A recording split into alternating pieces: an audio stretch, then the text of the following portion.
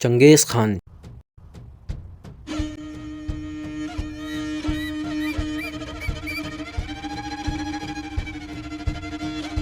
چنگیز خان کی قیادت میں منگول سلطنت نے دنیا کے بڑے حصے کو اپنی لپیٹ میں لے لیا، مگر کیا آپ جانتے ہیں جس تیزی سے یہ سلطنت ابھری اسی رفتار سے یہ ٹکڑوں میں بکھر گئی۔ خوارزم، بغداد اور یورپ میں اپنی بہترین فتوحات کے بعد بھی منگول کیوں ٹوٹ گئے؟ عین جالوت کی شکست، خانہ جنگی اور اقتدار کی لڑائی نے اس ملک کے سلطنت کا کیا حال کیا؟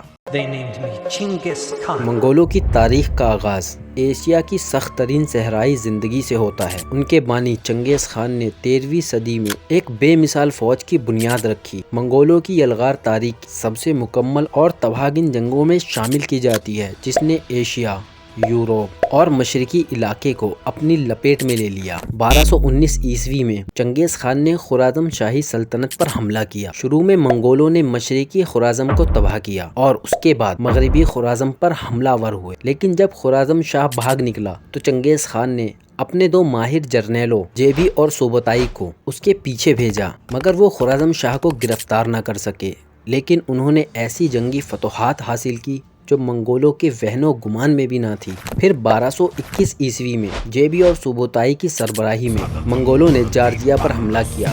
جارجیا کے بادشاہ جارج نے اپنی فوج کو بہترین انداز میں لگایا، لیکن منگولوں کی چالاک حکمت عملی کے سامنے زیادہ دیر نہ ٹھہر سکے۔ منگولوں نے پہلے پیچھے ہٹنے کا ڈرامہ کیا اور پھر اچانک پلٹ کر ایسا حملہ کیا کہ جارجیا فوج بکھر گئی۔ چند ماہ کے بعد انہوں نے دوبارہ جارجیا پر حملہ کیا اور ٹیبلس کو تباہ کر دیا۔ پھر جب منگول فوج قفقازوں کے پہاڑوں سے گزری تو اسے ایسے شدید مشکلات کا سامنا کرنا پڑا۔ جب وہ پہاڑوں سے نیچے اتری تو ان کا سامنا 50,000 صلیبی فوجیوں سے ہوا، جن میں کیپچیکس، ولگا، بلغیریا اور لیزگن شامل تھے۔ منگولوں نے بڑی ہی عقل مندی سے سفارتی چال کے ذریعے کیپچیکس کو رشوت دی اور اس کے اتحاد کو توڑ دیا اور پھر باقی اتحاد فوج کو چن چن کر ختم کر دیا۔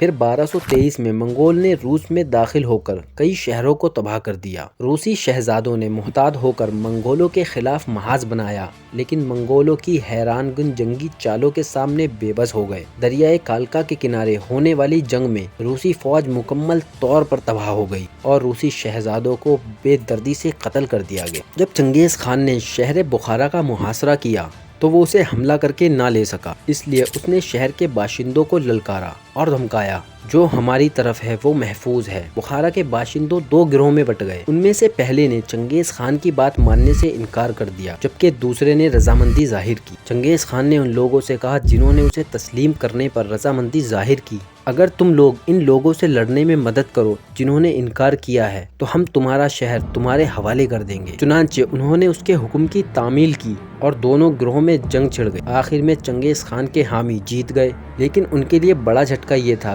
کہ منگول فوج نے ہتھیار اٹھائے اور ان لوگوں کو مارنا شروع کر دیا۔ اور پھر چنگیز خان نے یہ لفظ کہے، جو لوگ اپنے بھائیوں کو دھوکہ دے سکتے ہیں وہ بعد میں ہمیں بھی دھوکہ دے سکتے ہیں، کیونکہ ہم تو پھر بھی ان کے لیے اجنبی ہیں۔ پھر 1227 عیسوی میں چنگیز خان کا انتقال ہوا، لیکن اس کی سلطنت مزید بڑھتی چلی گئی۔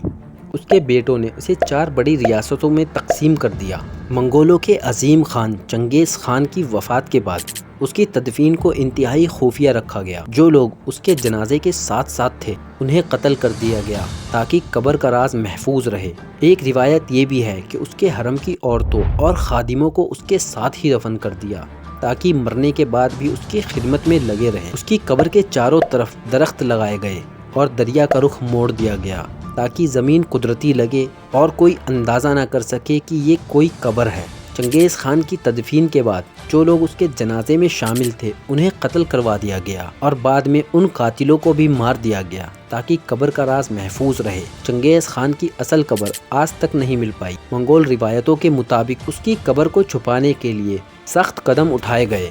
جدید ماہرین اور محققین نے اس کی قبر کی تلاش کی ہے، مگر ابھی تک کوئی حتمی نتیجہ نہیں نکلا۔ آج بھی ماہرین چنگیز خان کی قبر کی تلاش میں ہیں۔ 2001 میں جدید سیٹلائٹ اور ٹیکنالوجی کے ذریعے چنگیز خان کی قبر تلاش کرنے کی کوشش کی، مگر کوئی حتمی نتیجہ نہیں نکلا۔ اس کے بعد 1298 عیسوی میں چنگیز خان کے پوتے ہلاکو خان نے عباسی خلافت کے دارالحکومت بغداد پر حملہ کیا۔ اس نے خلیفہ کو شکست دی اور شہر کو تباہ کر دیا۔ اس حملے کے بعد مسلم دنیا کا سنہرا دور ختم ہو گیا۔ پھر 1260 عیسوی میں ہلاکو خان نے شام اور فلسطین پر حملہ کیا، لیکن مملوک سلطان سیف الدین نے فلسطین کے مقام عین جالوت پر فوج کو عبرتناک شکست دی۔ یہ منگولوں کی پہلی بڑی شکست تھی اور اس کے بعد وہ مسلم دنیا پر مزید فتوحات حاصل نہ کر سکے۔ چنگیز خان کی موت کے بعد سلطنت کو اندرونی چالوں کا سامنا کرنا پڑا۔ کا سب سے بڑا جھگڑا منگول حکمرانوں کے درمیان مذہب کے حوالے سے تھا۔ برقے خان جو کہ گولڈن ہارڈ کا حکمران تھا، اسلام قبول کر چکا تھا اور اس نے ہلاکو خان کے خلاف محاذ کھول دیا تھا۔ اس خانہ جنگی نے منگول سلطنت کو کمزور کر دیا اور وقت کے ساتھ ساتھ یہ سلطنت ختم ہوتی چلی گئی۔ دنیا کا 3/4 حصہ منگولوں کی قدموں کے نیچے تھا۔ یورپ کے دریائے ٹیونیوب سے لے کر ایشیا کے مشرقی ساحلوں تک منگول حکمران تھے، جنہوں نے روسی، ایرانی اور چینی تہذیبوں سے بہت کچھ سیکھ کر اپنے اندر جذب کی۔ چنگیز خان کا پوتا قبلائی خان منگول سلطنت کے چین اور یورپ کے حصے کا طاقتور حکمران تھا۔ اس نے گوریا کے ساحلوں سے بحری بیڑا تیار کر کے سن 1274 عیسوی میں جاپان کی طرف چڑھائی کی اور جاپان کے مغربی ساحل پر حملہ کیا۔ جاپان ایک ایسا علاقہ تھا جو ہمیشہ سے بیرونی حملہ ور کے پہنچ سے دور رہا، اس لیے جاپانی اس چیز کو خدا کی طرف سے نعمت قرار دیتے تھے اور ان کی لڑائی جھگڑے ایک دوسرے سے ہی ہوتے تھے۔ تو جب منگولوں نے حملہ کیا تو بہت کم جاپانی سپاہی ساحل تک پہنچ پائے، لیکن منگولوں نے ان کو شکست دے کر علاقے میں اپنی فوج پھیلا دی۔ بچے کچے جاپانی دور ایک قلعے میں پناہ گزار ہوئے، لیکن جلد ہی منگول آ پہنچے اور انہوں نے یہ قلعہ بھی فتح کر لیا۔ پھر بہت ہی جلدی یہ خبریں جاپانی علاقوں میں پہنچنی شروع ہو گئیں، لیکن عین اسی وقت سمندر میں طوفان آ گیا اور کئی کشتیاں ایک دوسرے سے ٹکرانے سے تباہ ہو گئیں۔ یہ بنیادی طور پر گورین کشتیاں تھیں۔ منگول فوج میں چینی اور گورین بھی شامل تھے۔ گورین جاپانیوں کے مقابلے میں کمزور تھے۔ پھر منگول کو وہاں سے نکلنا پڑا۔ پھر منگولوں نے دوسرا حملہ سن 1281 میں قبلائی خان نے کیا۔ اس دفعہ منگولوں نے جاپان کی مشرقی ساحلوں کی طرف پیش قدمی کی۔ اس دفعہ جاپانی تیار تھے، لیکن وہ منگول کی اتنی بڑی فوج کا سامنا نہیں کر سکتے تھے، اس لیے انہوں نے رات کو منگولوں کی کشتیوں پر چھاپا مارنا شروع کر دیا، کئی کو آگ لگا دیا اور اسی دوران پھر طوفان آ گیا اور ایک دفعہ پھر گورین کشتیوں کی بڑی تعداد تباہ ہو گئی۔ منگول ناکام واپس لوٹ گئے۔ تاریخ دانوں کے مطابق منگولوں کا جاپان فتح نہ کرنے کی سب سے بڑی وجہ موسم اور طوفان تھا۔